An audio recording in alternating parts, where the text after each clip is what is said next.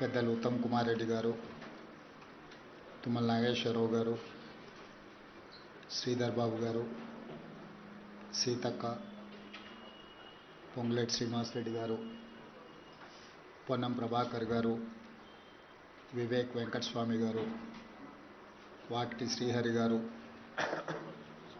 కవ్వంపల్లి సత్యనారాయణ గారు, మేడ్పల్లి సత్యం గారు, ఈ పత్రికా సమావేశంలో ఇండియా కూటమి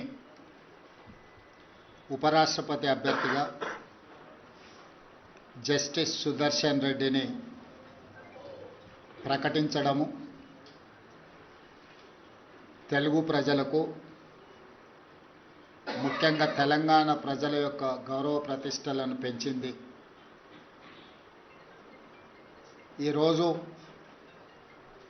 దేశ రాజకీయాలలో ఒక పక్కన రాజ్యాంగాన్ని మార్చాలి, రిజర్వేషన్లను రద్దు చేయాలి, ఎన్నికల్లో నెగ్గాలి అంటే ఎన్నికల కమిషన్ను కూడా దుర్వినియోగపరిచి బ్రతికున్న ఓటర్లను చనిపోయినట్టుగా, లేని ఓటర్లను ఉన్నట్టుగా నమోదు చేసి ప్రజాస్వామ్య ప్రక్రియను అపహాస్యం చేస్తున్న ఎన్డీఏ ఒక పక్కన, మహాత్మా గాంధీ గారి స్ఫూర్తితో సాధించుకున్న ప్రజాస్వామ్యం, శాంతియుతంగా ప్రపంచాన్నే జయించవచ్చు అని ఆదర్శంగా నిలబడిన మహాత్మా గాంధీ గారి స్ఫూర్తితో డాక్టర్ బాబాసాహెబ్ అంబేద్కర్ గారు అందించిన రాజ్యాంగాన్ని రక్షించడం, రాజ్యాంగ స్ఫూర్తిని కొనసాగించడం, రాజ్యాంగబద్ధమైన సంస్థల్ని పరిరక్షించడం, ఇండియా కూటమి ఈరోజు ఇంకొక పక్కన. అందుకే రాజ్యాంగ వ్యతిరేకులైన, రాజ్యాంగాన్ని రద్దు చేయాలని కుట్రలు చేస్తున్న వాళ్లను ఈ ఉపరాష్ట్రపతి ఎన్నికల్లో ఓడించడానికి ఇండియా కూటమి రాజకీయ పార్టీలకు అతీతంగా, రాజకీయాలతో సంబంధం లేని ఒక వ్యవసాయ రైతు కుటుంబంలో జన్మించిన తెలంగాణ బిడ్డ, ఉస్మానియా యూనివర్సిటీ పట్టభద్రుడు, తెలంగాణ హైకోర్టు జడ్జిగా, ఇతర రాష్ట్రాలలో చీఫ్ జస్టిస్గా, సుప్రీంకోర్టు జస్టిస్గా సుదీర్ఘకాలం సేవలను అందించి రాజ్యాంగాన్ని పరిరక్షించడమే కాదు, రాజ్యాంగ నిపుణుడిగా పేరుగాంచిన జస్టిస్ సుదర్శన్ రెడ్డిని ఈరోజు అభ్యర్థిగా ప్రకటించడం మనందరికీ గర్వకారణము. ఈరోజు వారిని గెలిపించవలసిన బాధ్యత ప్రతి తెలుగువాడి మీద ఉన్నది. దేశ రాజకీయాలను ప్రభావితం చేయగలిగిన, దేశ ఆర్థిక వ్యవస్థను ప్రపంచంతో పోటీ పడే విధంగా తీర్చిదిద్దిన పివి నరసింహారావు గారి తర్వాత మళ్ళీ తెలంగాణ ప్రాంతానికి జస్టిస్ సుదర్శన్ రెడ్డిని ఇండియా కూటమి ఉపరాష్ట్రపతి అభ్యర్థిగా ప్రకటించడం మనందరికీ గర్వకారణము.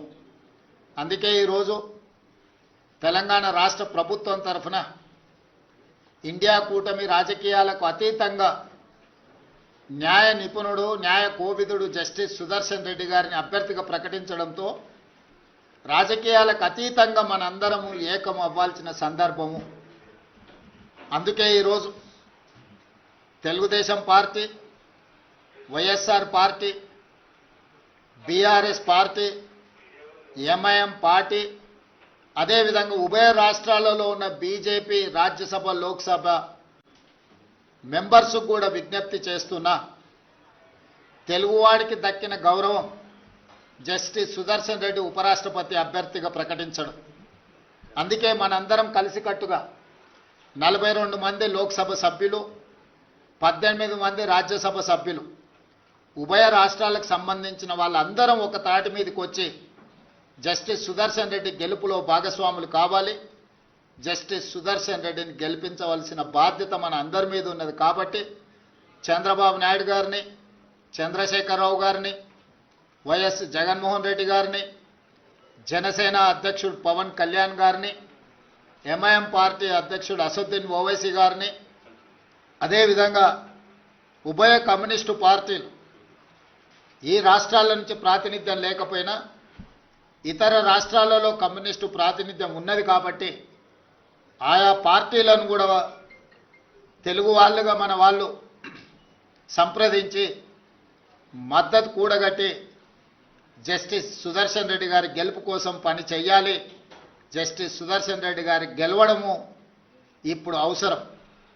ఎందుకంటే రాజ్యాంగాన్ని పరిరక్షించాలంటే న్యాయ నిపుణులు, న్యాయ కోవిదులు రాజ్యాంగాన్ని ప్రజలకు ఆ స్ఫూర్తిని అందించడానికి ఉపరాష్ట్రపతిగా ఉంటే ఇది దేశ ప్రజలకు ప్రయోజనం చేకూరుతుంది, ప్రజాస్వామ్యం కాపాడబడుతుంది. అందుకే ప్రజాస్వామ్యాన్ని పరిరక్షించడానికి రాజకీయాలకు అతీతంగా మనందరం ఏకమై జస్టిస్ సుదర్శన్ రెడ్డి గారిని గెలిపించాల్సిన అవసరం ఉంది. వారికి మద్దతు ఇవ్వవలసిందిగా ఉభయ తెలుగు రాష్ట్రాలలో ఉన్న రాజకీయ పార్టీలను, వాటి నాయకత్వాన్ని ఈరోజు తెలంగాణ కాంగ్రెస్ పార్టీ తరఫున, మంత్రివర్గం తరఫున వారందరూ కూడా నేను విజ్ఞప్తి చేస్తున్నా.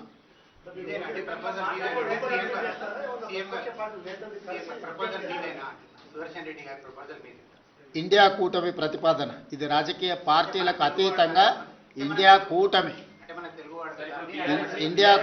తరఫున అన్ని రాజకీయ పార్టీలను అడుగుతున్నాం.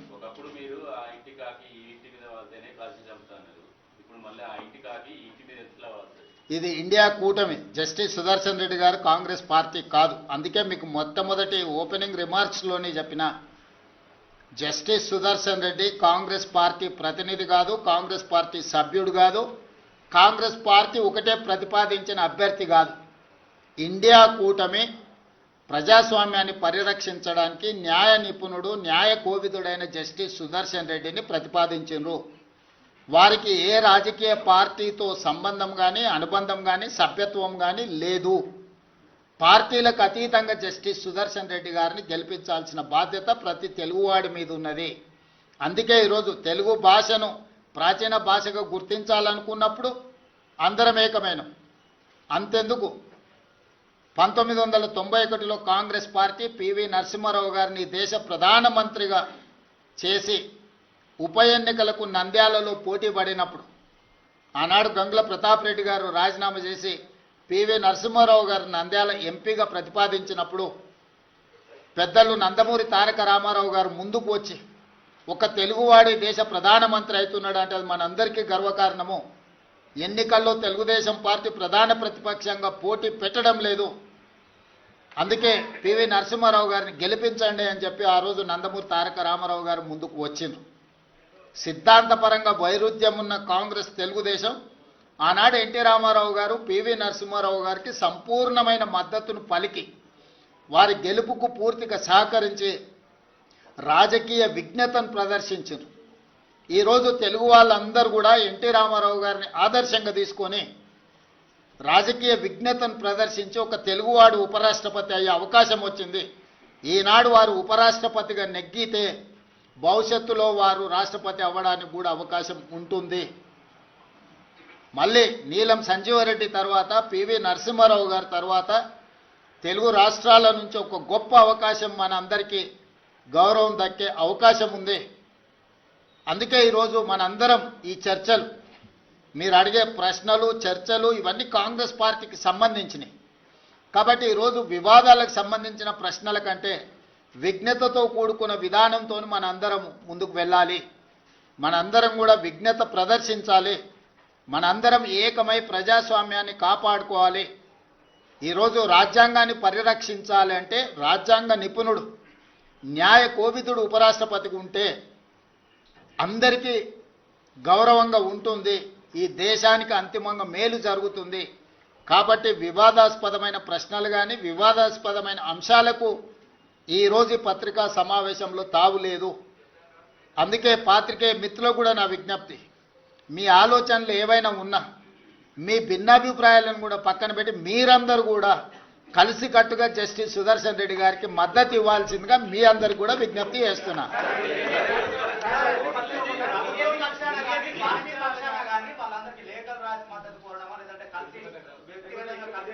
ఖచ్చితంగా మీ అందరి సూచన ఏ రకంగా ఉంటే ఆ రకంగా ముందుకెళ్తాం. ఏదైనా తెలుగు వాళ్ళందరినీ కూడగట్టడమే మా అందరి యొక్క ఉద్దేశము. మీరిచ్చే సూచనలు తీసుకొని ఇంకా మంచి కార్యాచరణ మీరు ఏదైనా ఇప్పుడు ఫస్ట్ रिएक्शन ఇది. क्योंकि आज उपराष्ट्रपति चुनाव में एक किसान परिवार तेलंगाना छोटे गांव से खुद के गांव में पाठशाला नहीं है तो अगले गांव में जाकर पढ़ाई लिखाई करके उस्मानिया यूनिवर्सिटी से लॉ ग्रेजुएट बनकर हाई कोर्ट जज of Andhra Pradesh, Goa Lokayukta chairman, supreme court justice तक एक तेलंगाना किसान का लड़का उतना दूर पहुंच गए. आज India alliance justice Sudarshan Reddy को अपने तरफ से उम्मीदवार बनाए. इसीलिए आज हमारे कैबिनेट और कांग्रेस पार्टी तेलंगाना के जनता की ओर से और तेलुगु जाति के तरफ से हमारी गुजारिश ये है कि Telugu Desam, Jana Sena, YSR, BRS and MIM सब राजनीतिक दल नेता लोगों से एक ही गुजारिश है, हम सब लोग इकट्ठा होकर जस्टिस सुदर्शन रेड्डी जीतने के लिए कोशिश करना. क्योंकि पीवी नरसिंह राव जी के बाद ऐसा मौका नहीं मिला तेलंगाना की ओर से. इसीलिए आज इंडिया अलायंस के उम्मीदवार कोई राजनीतिक दल से उनका कोई लेना देना नहीं है.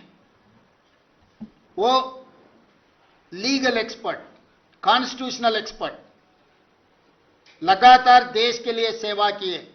ऐसे जस्टिस सुदर्शन रेड्डी को आज के तारीख में हम सब लोग मिलकर मदद देने का जरूरत है. जिस दिन पीवी नरसिंह राव जी इस देश की प्रधानमंत्री बने उस दिन तेलुगुदेशम पार्टी अध्यक्ष एनटी रामाराव जी ने नंदयाल बाई इलेक्शन चुनाव में किसी उम्मीदवार को खड़ा नहीं किए. क्योंकि एक तेलुगु प्राइड पीवी नरसिंह राव इस देश के प्रधानमंत्री बने तो हमारे सबका विकास, हमारा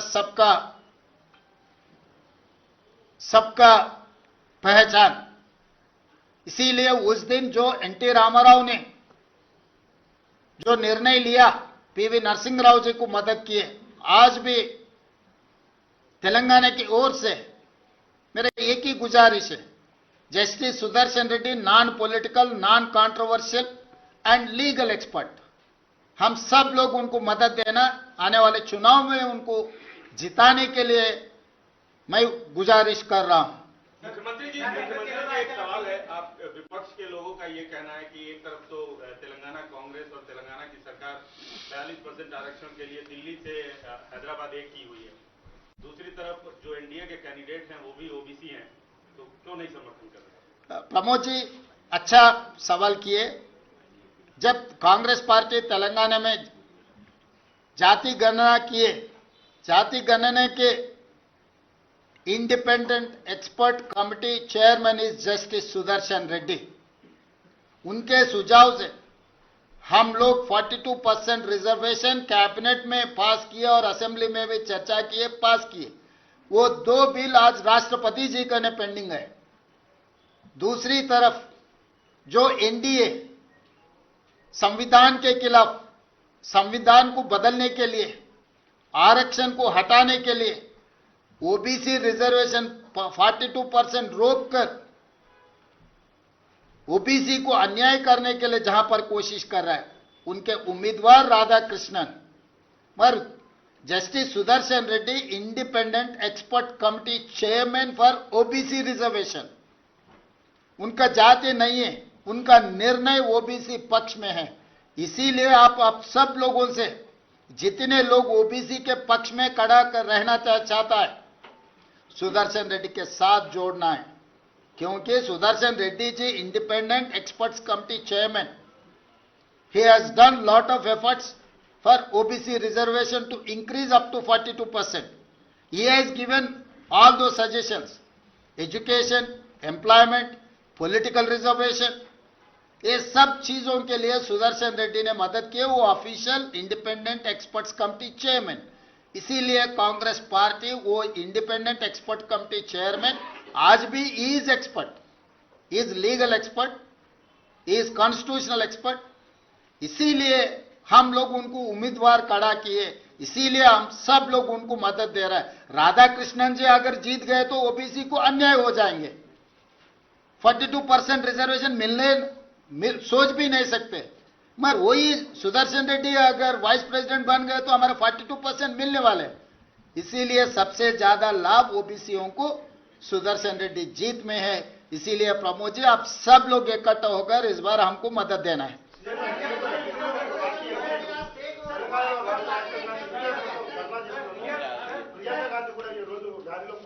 ఈ రోజు దీనికే పరిమితం అవుతున్నాం।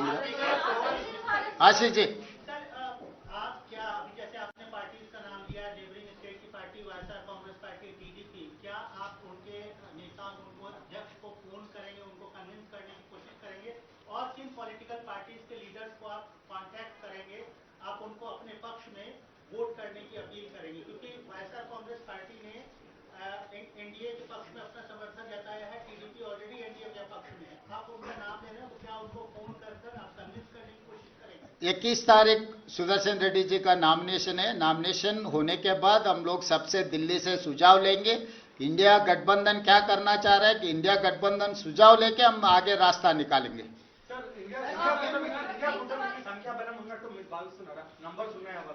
ఆత్మ ప్రబోధానుసారము ఓటేయండి అని విజ్ఞప్తి చేస్తున్నాము। ఈరోజు ఆత్మ ప్రబోధానుసారము రాజ్యాంగాన్ని రక్షించాలి అనుకున్నప్పుడు ఖచ్చితంగా సుదర్శన్ రెడ్డి గారు గెలుస్తారు। ఈరోజు సుదర్శన్ రెడ్డి గారి గెలుపు రాజ్యాంగం పరిరక్షించబడుతుంది।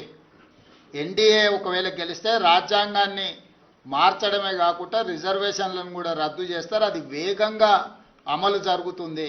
అందుకే ఈరోజు ఇండియా కూటమి అన్ని రకాల ప్రయత్నాలు చేస్తుంది, అందరి మద్దతు కూడగట్టే ప్రయత్నం చేస్తుంది।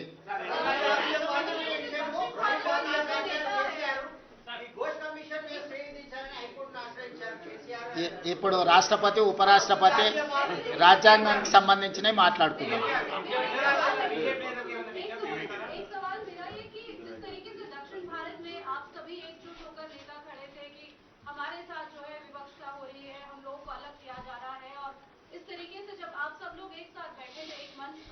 लेकिन आज आप देखते हैं कि दो अलग-अलग दक्षिण भारत के दो नेता खड़े हो रहे हैं उपराष्ट्रपति पद के लिए।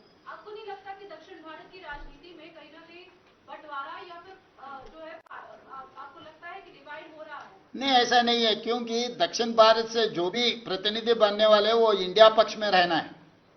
क्योंकि आज दक्षिण भारत को विभाजन करने में भाषा पे और प्रांत के नाम पे जो विभाजन करने वाले उनके खिलाफ लड़ रहे। हम देश को जोड़ने के लिए कोशिश कर रहे हैं।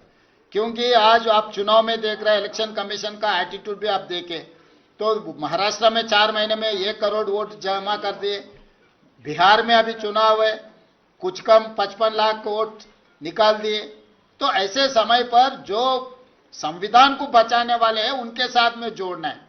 ये नॉर्थ साउथ की मामला नहीं है, ये संविधान की मामला है। संविधान को आगे लेकर जाना है। इसीलिए हम लोग ये हमारा सबसे एक ही गुजारिश है, इंडिया गठबंधन बंगाल में है, दिल्ली में है, गुजरात में भी है, सब जगह में है।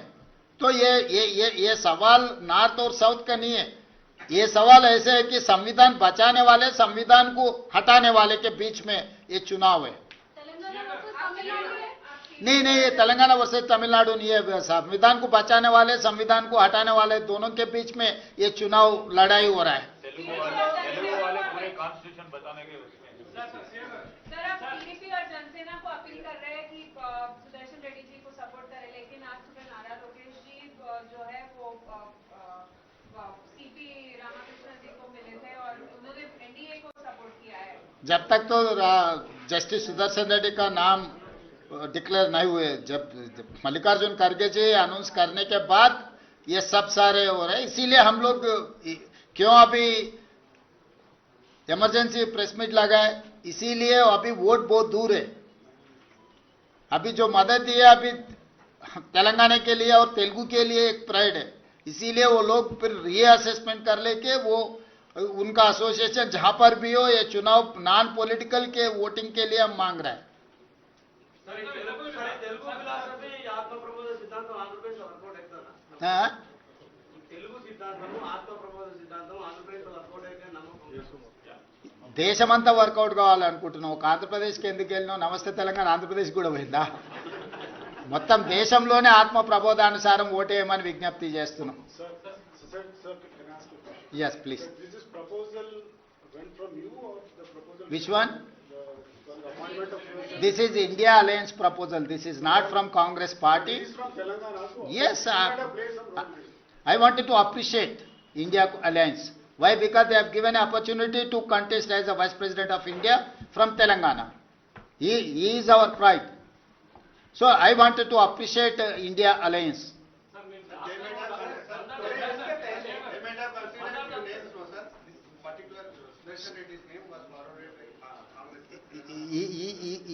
He doesn't have any membership in Congress party. He is a common candidate for India Alliance. గత అనుభవం ఒకటి ఉంది. తెలుగు వారే ఒకే రాష్ట్రం నుంచి రాష్ట్రపతి పోటీ పడ్డప్పుడు మీరన్న ఆత్మ ప్రబోధంతో ఓటేసినప్పుడు ఆత్మ ప్రబోధంతో వివి గిరి గారు గెలిచిండ్రు. ఎస్, ఒకే రాష్ట్రం నుంచి తెలుగు వారు అవును సౌత్ కాకుండా ఒకే రాష్ట్రం నుంచి కూడా అవును అనుభవం. కరెక్ట్. అందుకే ఒక ప్రత్యేకమైన సందర్భం ఇది. ఈ ప్రత్యేకమైన సందర్భంలో ప్రత్యేకమైన నిర్ణయాలు, ప్రత్యేకమైన ఫలితాలు వస్తాయి. మీ అందరు కూడా మద్దతు ఇవ్వాలి అనేది, వివాదాలకు అతీతంగా మీ అందరు మద్దతు ఇవ్వాలి.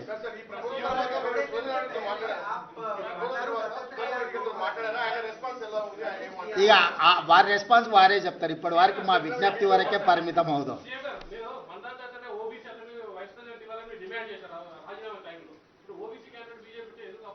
శ్రీకాంత్, ఇప్పుడు మీరు నేను చెప్పింది విననట్టు ఉన్నారు.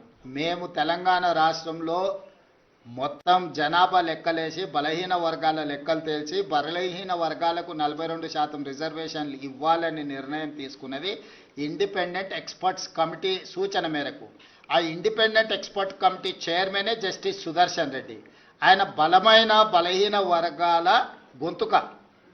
ఈరోజు ఎన్డీఏ ప్రతిపాదించిన అతను రాజ్యాంగానికే వ్యతిరేకం. రాజ్యాంగాన్ని మార్చాలని, రిజర్వేషన్లు రద్దు చేయాలని, 42% రిజర్వేషన్లు రాష్ట్రపతి దగ్గర పెండింగ్ ఉన్న బిల్లులను అడ్డుకుంటున్న మోడీ ప్రతినిధి. సో బలహీన వర్గాలకు సంబంధించిన వ్యక్తి, బలహీన వర్గాలకు అండగా నిలబడే వ్యక్తి. సో బలహీన వర్గాలకు అండగా నిలబడే వ్యక్తి జస్టిస్ సుదర్శన్ రెడ్డి. రీసెంట్గా ఆయన ఇండిపెండెంట్ ఎక్స్పర్ట్స్ కమిటీ చైర్మన్గా బలహీన వర్గాలకు విద్యలో, ఉద్యోగాలలో, రాజకీయాలలో ఏ విధమైన రిజర్వేషన్లు అందించాలనో ఒక గొప్ప సూచన చేసిన వ్యక్తి. కాబట్టి బలహీన వర్గాల పక్కన నిలబడ్డ జస్టిస్ సుదర్శన్ రెడ్డి గారు పక్కన నిలబడడం అనేది మనందరి యొక్క నైతిక ధర్మము. తెలంగాణ వాసిగా జస్టిస్ సుదర్శన్ రెడ్డి గారిని ఇండియా కూటమి ప్రకటించడం మీ మీద పెద్ద బాధ్యత పెట్టినట్టే. దానికి ఎలాంటి ప్రణాళికతో మద్దతు కూడగట్టే ప్రక్రియ ఇగో ఇదే ప్రణాళిక. అందరు ఇంతమందిని కూడగట్టి ఈరోజు మీ అందరి దగ్గరకు వచ్చి మొదటి మిమ్మల్ని విజ్ఞప్తి అప్పీల్ చేయడం ద్వారా ఈరోజు మొదటి అడుగు ముందుకు వేసినాం. అందుకే ఒక్క నిమిషం కూడా ఆలోచన చేయలే, ఎంబడే నిర్ణయం తీసుకొని ముందుకు వచ్చేసినాం.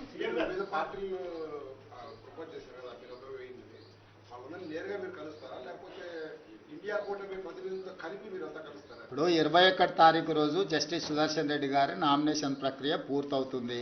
ఆ తర్వాత ఇండియా కూటమిలో కూర్చొని చర్చించుకొని భవిష్యత్ కార్యాచరణ ఏ విధంగా ఉండాలనో అందరి సలహా సూచనలు తీసుకొని ముందుకు వెళ్తాం. మొట్టమొదటి ప్రయత్నంగా మన వాళ్ళందరికీ నేను విజ్ఞప్తి చేస్తున్నాం, మనందరం ఒకటిగా ఉందాం, మన వాడిని గెలిపించుకుందాం.